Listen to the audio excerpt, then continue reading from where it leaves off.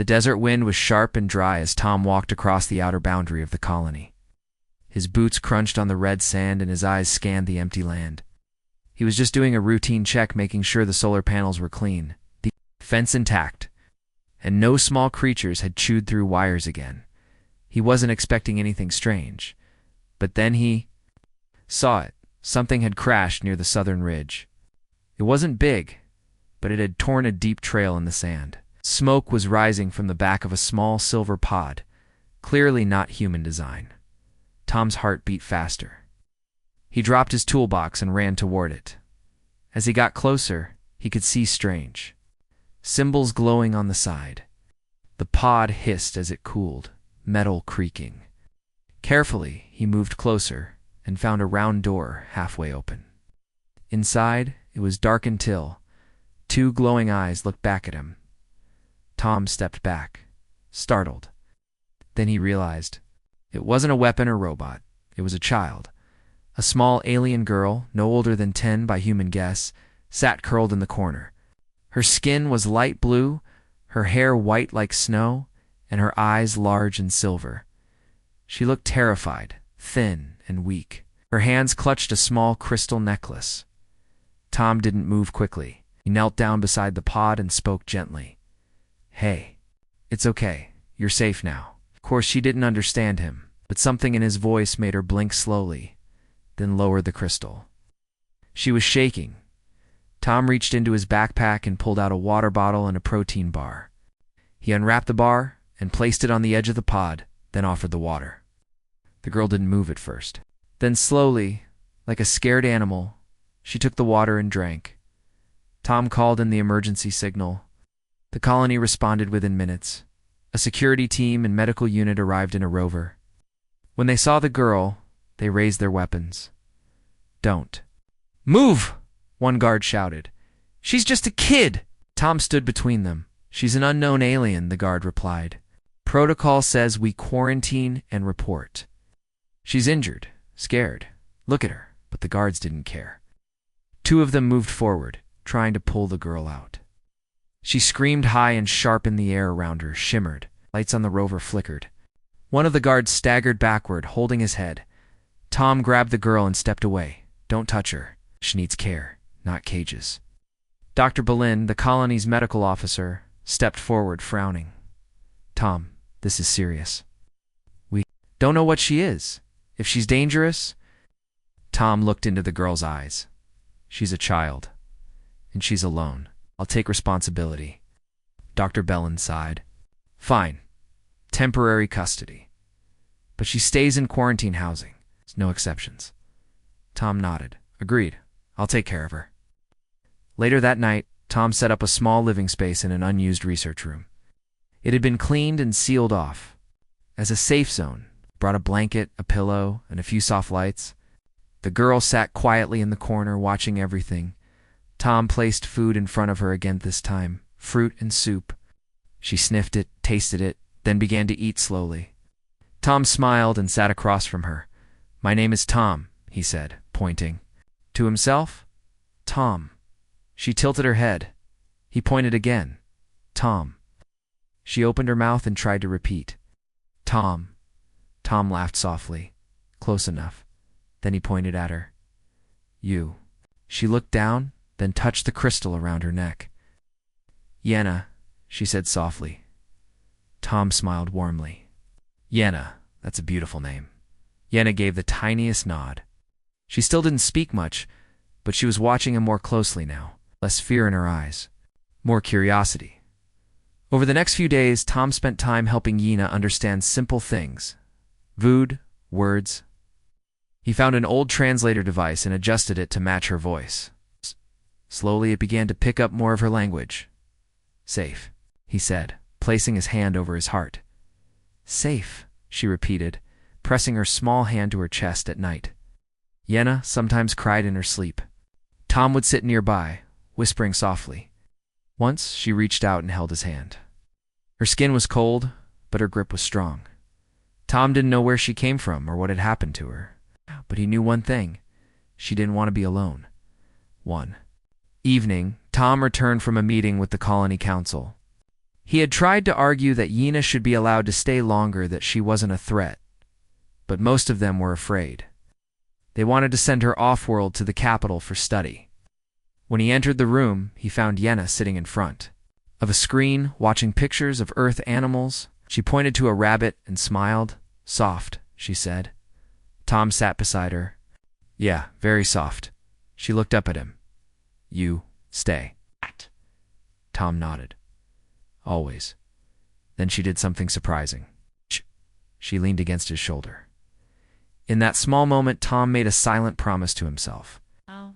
No matter what happened, no matter what the council decided, he would protect her, even if he had to fight the entire system. The next morning, sunlight slipped through the small window of the quarantine room. Tom sat on a metal chair beside the bed, sipping lukewarm tea.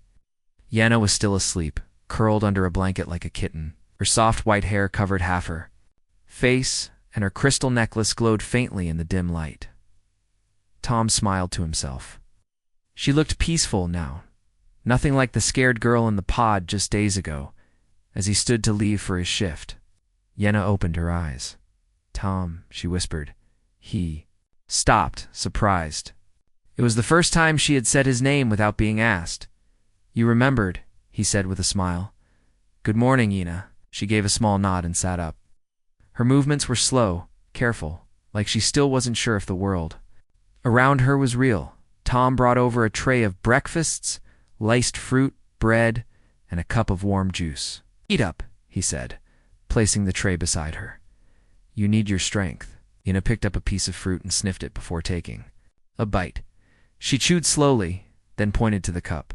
"Sweet," she said. Tom chuckled. "Yes, that's juice. You like it?" Yena nodded. They were making progress, one word at a time. Later that day, Tom brought in a learning tablet. It was designed for children on the colony to learn language and science. He hoped it would work for Yena too. He sat beside her on the floor and opened a basic word game. "Look," he said, pointing to the screen. "This is a cat. Can you say cat?" Yeah. Yena stared at the screen. The translator clicked softly in her ear. "Cat, close enough." Tom smiled. "Cat." Then he pointed at himself. "Tom." She looked at him, smiled, and said, "Tom," pointed at her again. "You?" She hesitated, then pressed a few buttons on the translator and spoke. "Softly, Yena." Tom repeated gently, "Yena." She smiled wider this time. For the first time since she arrived, her face relaxed, her shoulders dropped. She was beginning to trust him not just with food or shelter, but with her heart. In the evening, Tom took her outside.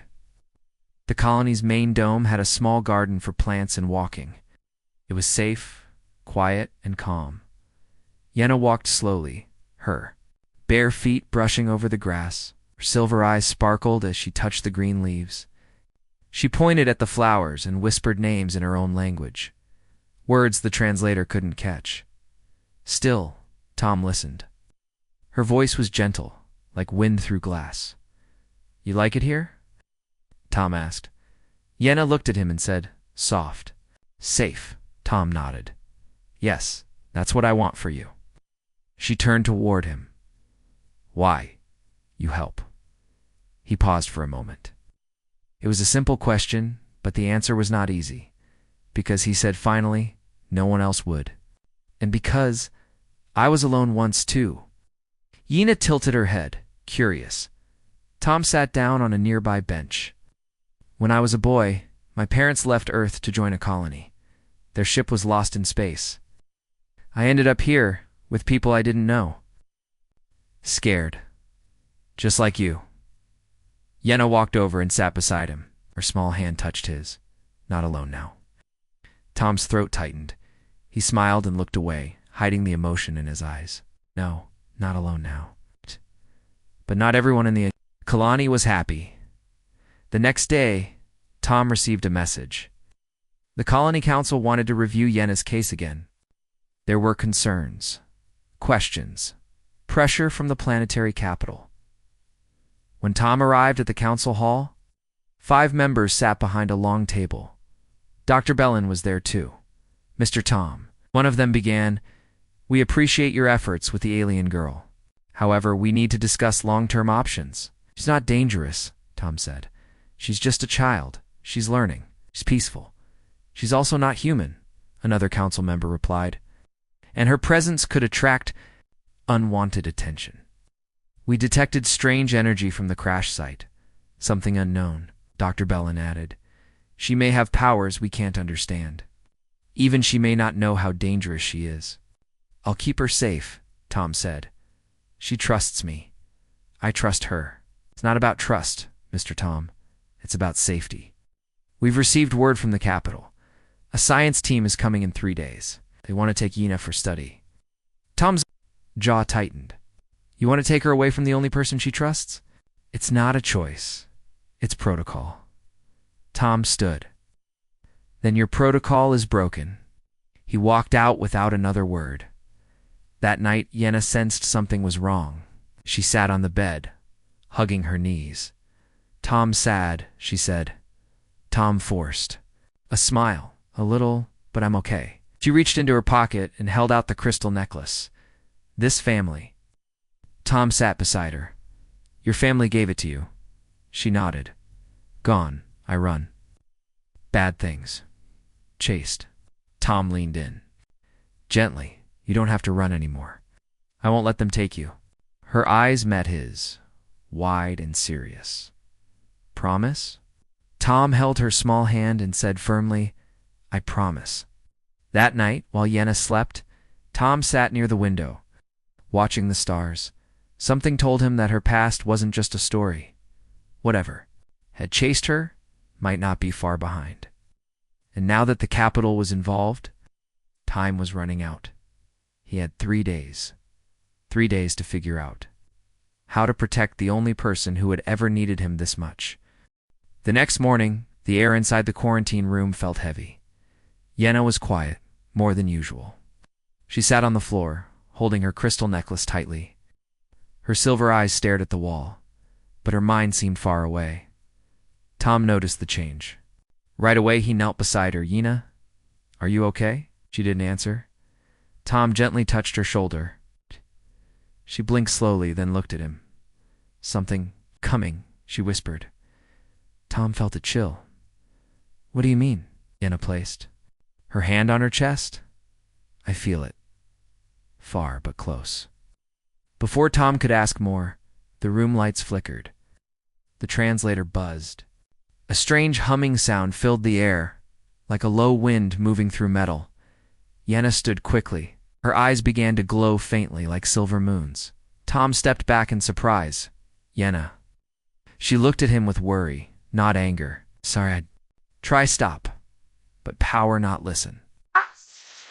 Tom didn't fully understand, but he could see she was struggling. "Take a deep breath," he said calmly. "It's okay. You're safe here." Yenna closed her eyes. The humming slowly faded. The lights stopped flickering. Tom walked over and sat beside her. "What happened?" Yenna opened her eyes and said, "I feel things, people. Thoughts. Sometimes fear. Pain. I don't want it. But it comes." Tom realized this wasn't just emotion. It was something more. Power she didn't understand. That evening, Tom spoke to Dr. Bellin in private. "She feels emotions," Tom explained. "Not just sees them. She can sense fear, even hear thoughts." Dr. Bellin frowned. "Telepathic ability?" Tom nodded. "She doesn't mean harm. It just happens. She's scared of it. This could be dangerous," Dr. Bellin said. "The science team will want to test this." "They won't test her," Tom said firmly. "She's not a lab sample. She's not human either," Bellin replied. "You have to understand, the council must protect the colony." Tom stood. "Then I'll protect her." That night, a small accident occurred in the colony dome. A rover lost control and crashed into a storage crate. 2 workers were hurt. Tom rushed to help. The Na, watching from the window, suddenly gasped. Her hands clutched the glass. Inside the dome, a heavy beam was about to fall on a worker trapped beneath the rover. The emergency team was too far away. Yenna stepped outside the quarantine building for the first time since her arrival. Her bare feet touched the ground, her eyes glowing bright. Tom saw her and shouted, "Yenna, no, stay back." But she walked forward, calm and focused. She raised one hand. The beam stopped in the air. Everyone froze. The metal trembled, then floated slowly away from the worker and dropped safely to the side. Yenna collapsed. Tom caught her just before she hit the ground. They brought her back to the room. Her body was cold, her breathing slow.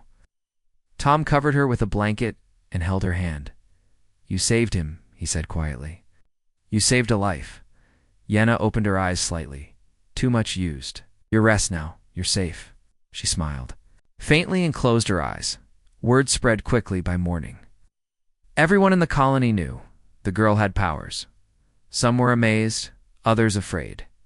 Tom was called again by the council. This time, the room was tense. Dr. Boleyn stood by Tom's side. "She risked her life to save a worker," he said. "She could have stayed hidden, but she helped."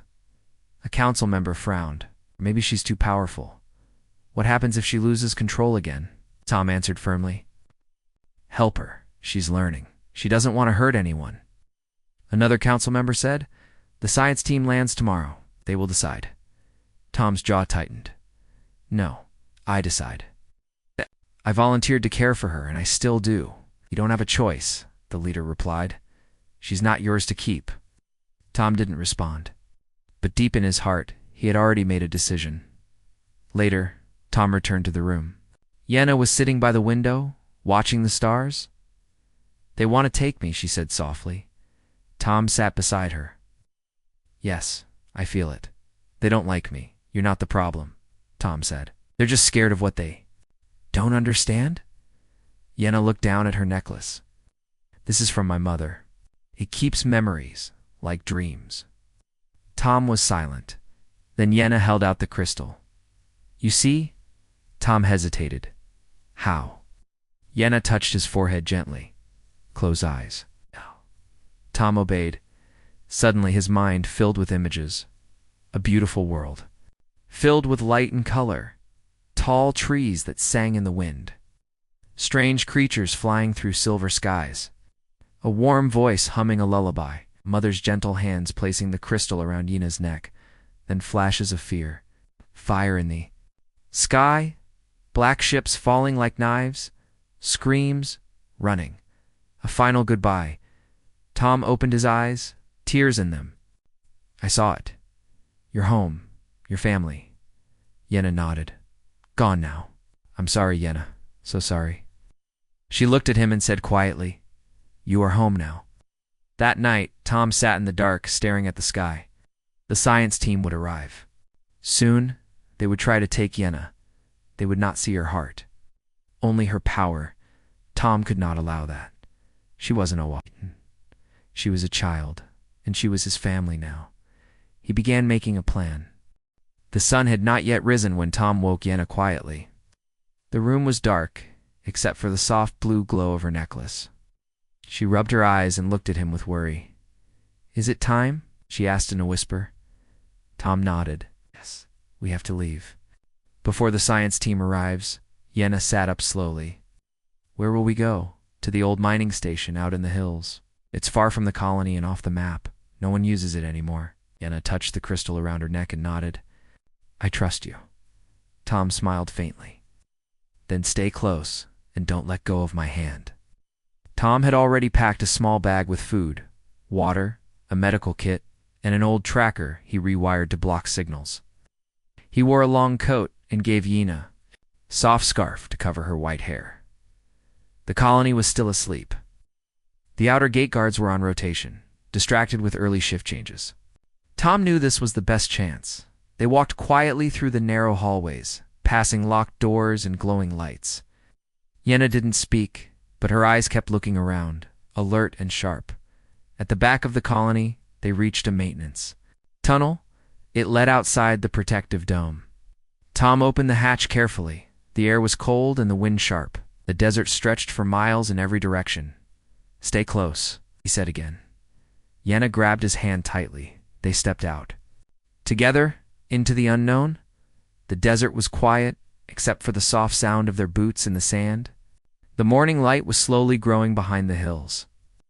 The mining station was nearly 2 hours away by foot. Yenna walked beside Tom without complaining. Her scarf covered her face, but her silver eyes stayed focused. After a while, she asked, "Are you scared?" Tom thought for a moment.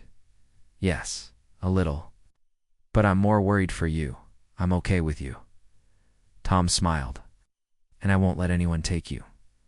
Suddenly, Yenna stopped. Our eyes widened. Something coming. Tom turned around. In the sky, far behind them, a small scout ship flew above the desert. It was heading in their direction. "They must have noticed we're gone," Tom said. "We run?" Yenna asked. "No," Tom said, pulling out a small device. From his coat, "We hide." He pressed a button. The screen showed a pulse wave signal. It sent out false coordinates to confuse the scout ship. "Now we run." They moved quickly through rocky paths and sand dunes. The sun was rising fast, and the heat was growing. Tom was breathing hard, but Yenna helped guide him. She seemed to feel where danger was even before it appeared. After more than 2 hours, they reached the old mining station. It was half buried in sand, with broken antennas and rusted walls. A quiet place, forgotten by most. Tom opened the main door with a code he remembered from years ago. Inside it was dusty and cold, but safe. They found a small room with an old cot, table, and a power generator. Tom powered it up. The lights flickered, then turned on. "This will do," he said. Yenna looked around and said softly, "It's quiet here. I like it." Tom laughed. "Me too." That evening, Tom prepared a simple meal. They sat on the floor, sharing fruit and warm bread. Yenna leaned her head on his shoulder. "You tired?" he asked. "A little," she said, "but happy." Tom looked at her and smiled. "We'll rest tonight. Then we'll plan our next move. Where will we go?" "I have a friend," Tom said. "Her name is Mira. She's a pilot. She owes me a favor. If she's still nearby, maybe she can help us leave this planet." Yenna looked worried. "Will she be kind?" "Yes," Tom said. "She's not like the others. She helped me once when I had nothing." Yenna smiled. "Then we ask her." Later that night, while Tom worked on fixing an old communication device, Yenna stood near the window, staring at the stars. Suddenly she gasped. "Tom!" He ran to her. "What is it?" "Something. Watching." From far. Cold. No feeling. Just silence. Tom looked out, but saw nothing. Yenna held her necklace tightly. "The thing that hurt my people. I think it follows me." Tom placed a hand on her shoulder. "You're safe here. I won't let it find us." "But what if it already knows?" she whispered. Tom didn't answer. His eyes looked at the dark sky, and he felt a strange fear growing in his heart. The next morning, Tom fixed the signal booster and reached out to Mira. To his relief, she answered, "Tom, it's been years. What's going on?" "I need a ride," Tom said. "Off-world, quiet and fast." Mira raised an eyebrow. "Sounds serious. Who's the passenger?" "A girl, not human, but innocent. And in danger." Mira was silent for a few seconds, then nodded. "Send me the location. I'll be there in 2 days." Tom smiled. "Don't thank me yet," she said. "Just be ready." Yenna was sitting near the window again. When Tom told her the good news, she smiled brightly. "Mira will help," she said. "I feel it," yes, Tom said. "But until then, we stay hidden." Just then, a loud sound echoed outside. A small desert creature ran past the building, followed by a loud machine-like hum. Tom ran to the window and looked out. A scout drone was flying low, scanning the sand. "They're getting close," Tom said. Yenna grabbed his hand.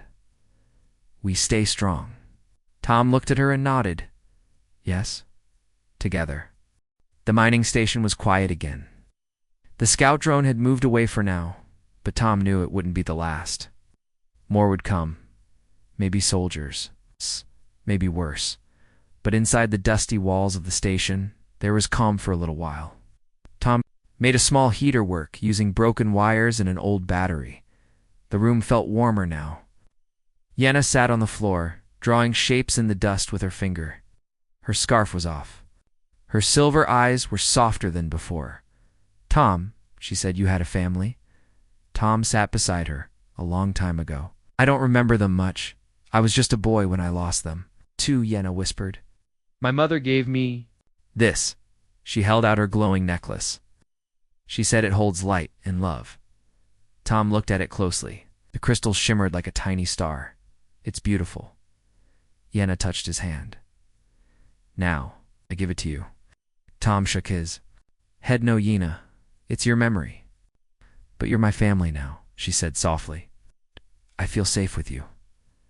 Tom didn't speak for a moment. He looked into her eyes and saw something deep, something real. Not just fear, not just loneliness. Trust, love. The bond was no longer between a man and a stranger. It was like father and daughter. He gently closed her fingers around the crystal. "Keep it. As long as I'm with you, the light stays." Yenna smiled. The next day, food was running low. Tom needed to search outside for edible roots or old stored supplies. The mining station used to have an emergency locker nearby, he hoped. It was still there. "Stay here," he told Yenna. "Lock the door. Don't open it for anyone except me." "I can help," she said. "No," Tom said kindly. "It might be dangerous." Yenna looked worried. "Don't go far." "I won't," he promised. He grabbed a bag and stepped out into the desert sun. Tom walked over a rocky hill, scanning the ground. The wind was strong today, kicking up dust. After almost an hour, he found the emergency locker, half buried. Under sand? He dug it out and opened it. Inside were sealed water packs, dried fruit, and a few tools. Perfect. He whispered. Then he heard something behind him. A low growl. He turned quickly, for desert creatures stood nearby, tall, thin, with long arms and glowing yellow eyes.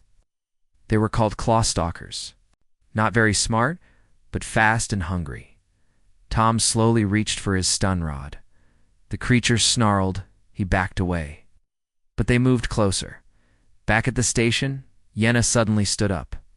She felt something pain Tom. It didn't wait.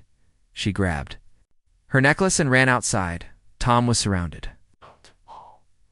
One clawstalker leaped at him. He rolled to the side, slashing with his stun rod. It hit, but only made the creature angry. He backed against a rock wall. Not good. Just then, a soft humming filled the air. The wind stopped. A light glowed behind the creatures. The Nah. She stood tall, her eyes glowing bright silver. Her necklace shined like the sun. The clawstalkers turned toward her. They hesitated. She raised her hand. A wave of invisible energy pushed out from her. The sand shook. The creatures screamed and ran. Tom fell to his knees, shocked. Yenna ran to him. "Are you hurt?" He shook his head slowly. I'm okay. You saved me." She smiled. "You always protect me. Now I protect you." Tom pulled her into a hug. "Thank you, Yenna. You're stronger than I ever imagined." She hugged him tightly. "We protect each other." That night, back at the station, Tom boiled water for soup while Yenna rested. She was tired from using her power. He gave her warm soup and covered her with a blanket. "You shouldn't have come," he said softly, "but you needed me." He nodded. "Yes, I did." There was silence for a while. Then Yenna whispered, "I saw something in the creatures' minds. Shadow, a machine, cold and dark. I think it's what chased my people." Tom stared at her. A silence. She nodded. "It's coming." Tom stood and walked to the window. The stars above looked peaceful, but he knew that peace wouldn't last. "We need to leave soon," he said, "before it finds us." The next day, Mira sent a message. "I'm close." Her voice crackled through the cum. "I'll land on the West Ridge tomorrow morning. Be ready." Tom smiled. "We will." He looked at Yenna, who was sitting quietly. "Did you hear that?" "Myra's coming." Yenna nodded. "I'm ready." Tom sat beside her. Do you know what will happen next? No, she said. But if you're there, I'm not scared. He smiled.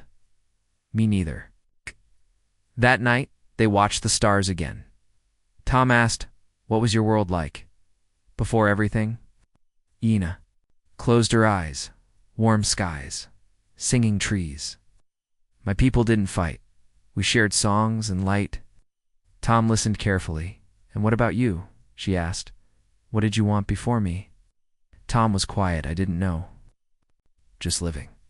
Fixing things, sleeping, eating, nothing more and now." He looked at her and said, "Now I know I was waiting for you." Yena smiled. "Then we both found what we were missing." Tom nodded. "Yes, we did." The morning sky was orange and calm, but Tom felt something heavy in the air. He stood outside the mining station, watching the sun rise over the desert. His bag was ready. Food, water, tools, everything they would need for the journey ahead. Yena stepped beside him, her scarf blowing in the wind. "Mira will land soon," Tom said. "We'll be far away by noon." Yena nodded, but her eyes were fixed on the sky. "It's not just the ship coming." Tom looked at her. "What do you mean?" Yena touched her necklace. It glowed softly, then flickered. The silence. "It's near." Tom's heart skipped. "Are you sure?" She looked into his eyes. "Yes, it follows me. Doesn't stop." Tom stared at the horizon. There was no sign of anything yet, but he trusted her. They waited on the west ridge, near an old rock wall. Tom watched the sky, holding Yena's hand. Finally, a ship appeared, sleek and fast. It moved like a bird through the clouds, then slowly landed on the flat ground nearby. The ramp opened, and a woman with short black hair and a sharp look stepped out. "Mira." Tom waved. Myra smiled and walked over. "Still alive, huh?" Barely, Tom said. Myra looked at Yena and gave a soft nod. "You must be the one causing all this trouble." Yena smiled shyly. "I'm sorry." Mira laughed. "No need to be sorry. Come, let's get you off this rock." They started walking toward the ship, but Yena suddenly stopped. She turned her head. The ground shook slightly. Tom looked up. The sky above the colony turned dark. Clouds twisted into sharp shapes. Loud, low hum spread through the air, making the rocks tremble. "What is that?" Mira asked. Yena whispered the silence. Far in the distance, a giant black triangle-shaped ship appeared in the sky. It didn't fly like other ships. It floated, silent and smooth. No fire, no sound, just presence. Tom stared in shock. "That thing's massive." "It found me," Yena said, her voice small. Tom turned to Mira. "We have to leave. Now." They ran toward the ship. Mira opened the side hatch, but before they could enter, the ground split open. A thin beam of cold light shot down from the triangle's ship and struck the sand. It made no explosion, no fire, just silence. Tom felt his ears go numb. His mind felt empty for a second, like someone had turned off the world. He grabbed Yena and pulled her inside the ship. Mira followed and shut the hatch. Inside, alarms beeped. Lights flickered. That beam shut down half the systems. Mira shouted. Tom helped Yena into a seat. "Can you fly?" "Manual mode only," Mira said. "It's like something is draining." "Energy." Yena sat up. Her hands were shaking. "It's not just machines, it takes thoughts, feelings, light." Tom knelt in front of her. "Can you stop it?" "I don't know," Yena said. "It's strong. It doesn't feel. It only takes." Tom touched her hand. "But you're stronger than you think." She looked at him, scared. "What if I fail?" "Then we fail together," he said. Outside, the black ship lowered closer to the ground. Its shadow covered the colony. Lights across the buildings went out. People screamed. Power stopped. Everything went quiet. Yena stood up. Her necklace glowed brighter than ever before. "I have to go outside." Tom stepped forward. "No, it's not safe. They'll all be taken," Yena said. "If I don't try, everyone will lose." Tom looked at Mira. She gave a short nod. "We'll cover her, but it's her choice." Yenna walked to the ship's door and opened it. The cold wind hit her face. She stepped outside. The sky was full of dark clouds now. The black ship hovered above the colony like a silent storm. Thin white beams touched the ground. Everywhere they touched, sound disappeared. Yenna walked forward. Slowly, her necklace grew hot in her hand. She closed her eyes. Then she began to sing. It was soft at first, just a hum. The sound was pure. It was full of memory, love, and light. Tom stepped out behind her, watching in silence. The air around Yenna began to shimmer. The black ship stopped moving. The beams paused. Yenna's voice grew stronger. It wasn't just music, it was memory. It carried her mother's voice, her father's laughter, the joy of her people. Are the trees? The rivers, the sky of her lost world. The song touched everything. Tom felt tears in his eyes. The clouds began to fade. The ship above shook. A beam shot down toward Yenna. Tom shouted, "No." But the beam stopped before it touched her. The light around Yenna burst outward in a wave soft, silver warm.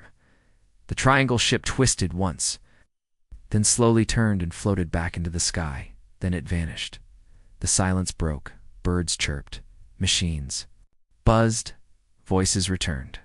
Yenna fell to the ground. Tom ran and caught her in his arms. "Yenna, are you okay?" She opened her eyes slowly, tired, but safe. Mira walked over, stunned. "She did it." Tom smiled. "Yes, she did." That evening, they stood on the hill together. The colony lights were back. People were safe. The sky was full of stars again. Yenna leaned against Tom. "It's gone. For now." "You stopped it," he said. "I sang my world into the sky," she whispered, "and it heard." Tom placed his hand on her head gently. "You're not just strong. Yenna, you're hope." The colony was peaceful again. The black ship that had threatened them was gone, pushed away by Yenna's strange and powerful song. But Tom knew this peace was only temporary. The silence was vast and patient, and it would return. Inside the mining station, Yenna sat quietly, holding her glowing crystal necklace. Tom sat beside her, watching her carefully. "You saved everyone," Tom said softly. "But are you okay?" Yenna smiled weakly. "I'm tired. The song took much from me." Tom nodded. "You used more power than before." "I'm afraid," she said, her voice small. "What if next time it's stronger?" Tom took her hand gently. "Then we will be stronger too. Together." Yenna looked at him with hope. The next day, Mira arrived with her ship. She brought fresh supplies and new plans. "We can't stay hidden forever," Mira said. "The silence will come back, and maybe with more ships. We need allies." Tom frowned. "Allies who?" Mira smiled. "There's a group in the outer systems. They fought the silence before. They call themselves the Light Keepers." Yenna's eyes brightened. "Light Keepers? They protect the stars from darkness," Mira said. "They might help us." Tom stood up. "Then we have a choice. Stay and wait for the silence, or fight with others who understand." Yenna held her necklace tight. "I want to fight." Before they left, Yenna showed Tom something new. She closed her eyes and held her hand over the crystal. A soft glow spread.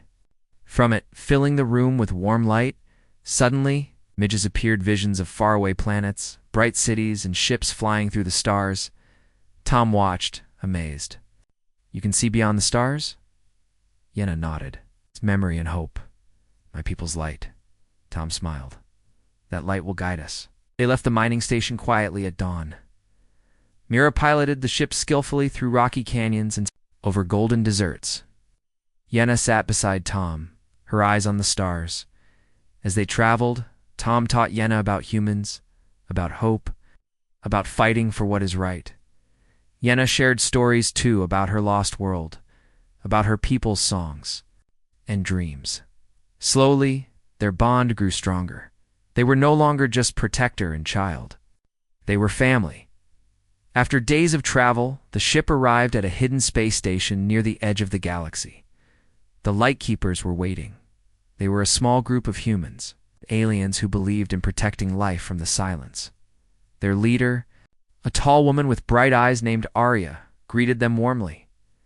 "We heard about you, Yenna," Arya said. "Your song stopped the silence once.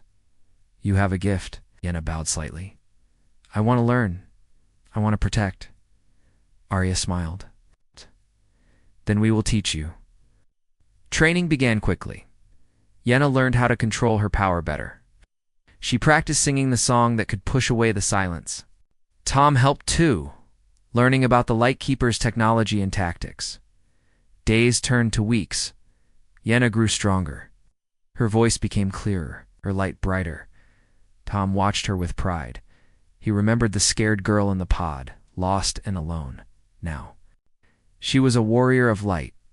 One evening, as stars shone brightly outside, Arya gathered everyone. "The silence is returning," she said. "But this time, it brings many ships. We must prepare." Yenna stood tall. "I am ready." Tom nodded.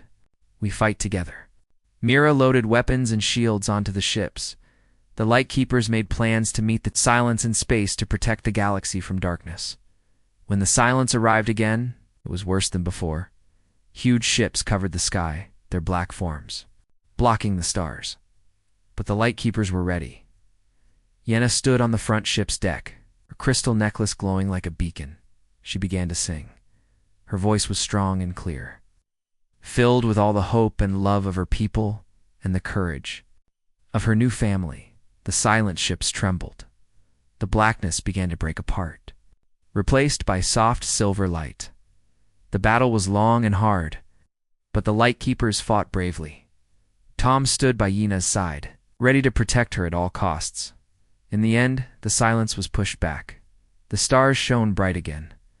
Yenna's song had saved many worlds, and the colony, once a small and quiet place, became known across the galaxy as the home of a hero. After the battle, Tom looked at Yenna and smiled. "You're no longer the little girl I found in the desert," he said. She smiled back. "And you're no longer just a man who helped a stranger." "We are family," Tom said. "Forever," Kina agreed. The galaxy was vast and full of danger, but with hope, love, and light, even the darkest silence could be fought. Together,